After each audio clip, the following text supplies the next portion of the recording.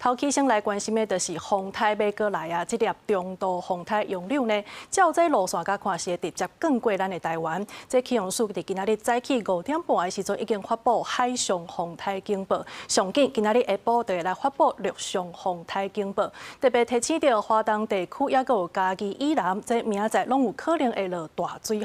继续来关心气象署上新的说明。